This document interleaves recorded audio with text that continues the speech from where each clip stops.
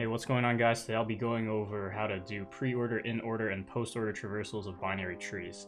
And if you guys are struggling with this, there's actually a really neat trick that you can do, and it only takes a couple seconds to learn.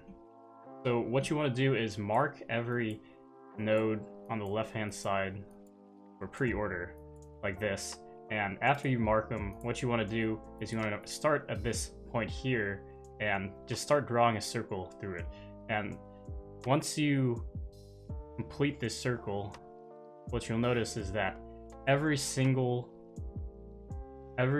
tick mark that you pass, you want to print that out, and that becomes the pre-order traversal. So we have this tick mark that we pass here, and then we print out 4, and then 2, and then 3, and then we get over to this point, and then we print 8, and then 6, and then 5, and then 7, and then finally 9, and that's it. We have our pre-order traversal.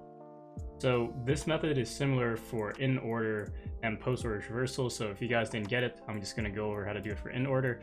For in-order, you're going to want to mark the bottom of each node, and then we're going to, after we mark the bottom of each node, we're going to start to draw a circle around it.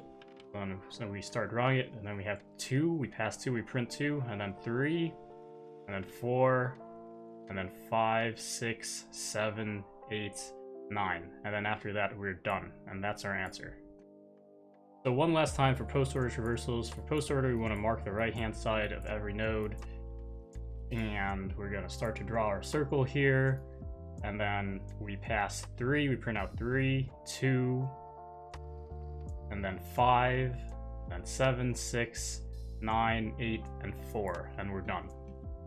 And all these examples were of binary trees, but this will work with regular trees as well.